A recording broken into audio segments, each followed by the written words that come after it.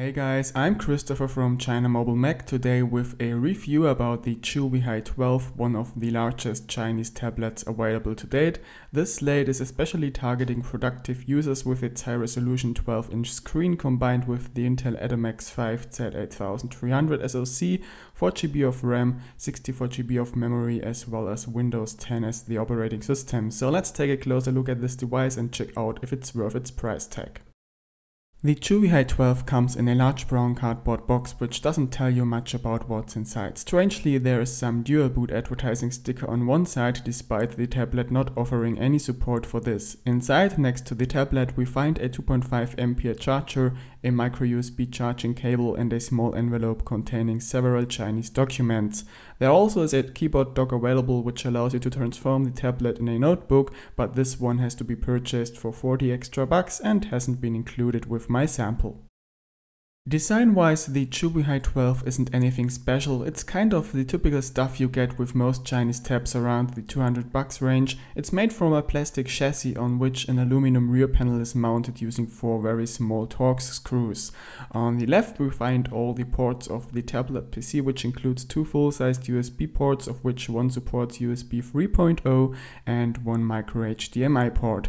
The lower side houses the dock connector for the optional keyboard. The upper side offers you some hardware buttons for volume control and turning the tablet on and off. Also, there is a speaker on the lower area of both the left and the right side. The slate is pretty large at 301 by 230 by 9.5 millimeters, and also the weight is pretty high, measuring in at a whopping 800 grams, which is mostly due to the large battery. Build quality of the tablet, however, is awful. Pressing on the area where the ports are located results in squeaking noises, and the rear isn't flat, at least on my tablet. It has a slight bulge towards the center. Furthermore, the LCD panel of this device was hanging down inside the tablet's body on the right side.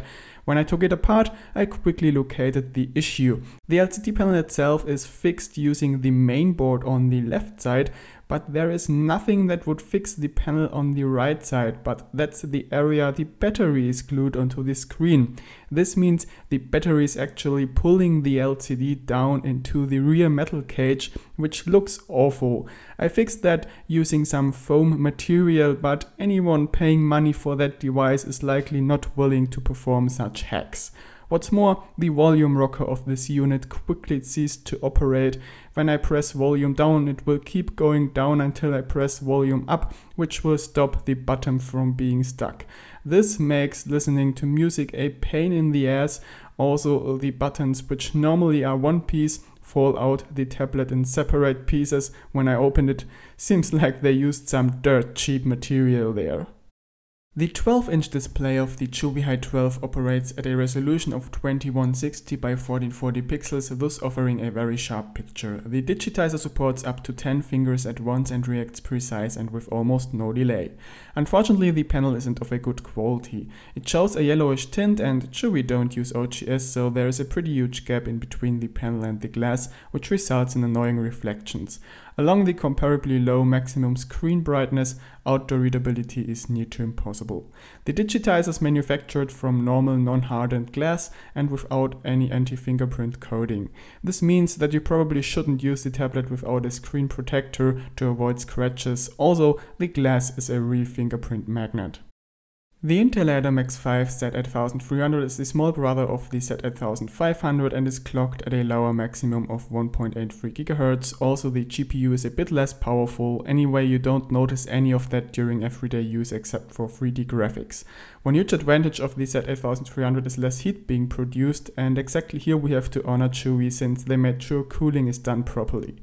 They mounted a pretty large heat spreader on the SoC and the memory chips, on which they placed another thermal pad to transfer the heat further away onto the aluminum rear. By doing so, they made sure the temperature almost never goes above 60 degrees Celsius, which is pretty good. Multitasking is done well by the Chuwi Hi12 thanks to 4GB of DDR3L RAM.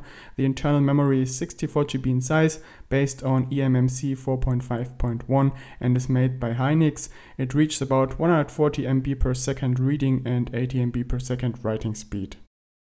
The operating system running on the Chuwi Hi12 is Windows 10 Home 64-bit. The system comes without any malicious software or pre-installed apps and as per March 2016 includes up-to-date drivers.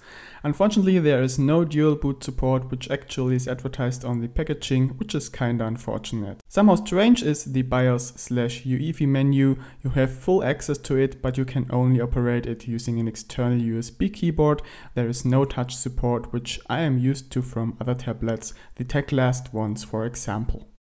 The Chuwi Hi12 comes with support for Wi-Fi 802.11 BGN as well as Bluetooth 4.0. Unfortunately, the Wi-Fi module is single band one, which means there is no support for 5 GHz networks. Furthermore, I stumbled upon some bandwidth issues. I noticed them while trying to stream 4K content and got some serious buffering issues.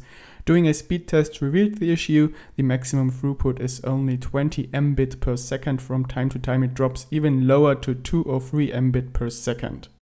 Audio quality on the Chuwi Hi12 is one single mess despite the Intel chipsets being known for a very good audio quality and also the internal stereo speakers not being bad at all. So what's the issue? Well, it's noise filtering. Chuwi really screwed up here since both via headphones as well as the internal speakers you hear a constant background noise and interferences. Depending on what you are doing on the tablet, the noise changes from a small background noise to some serious buzz or whistle, which is seriously annoying.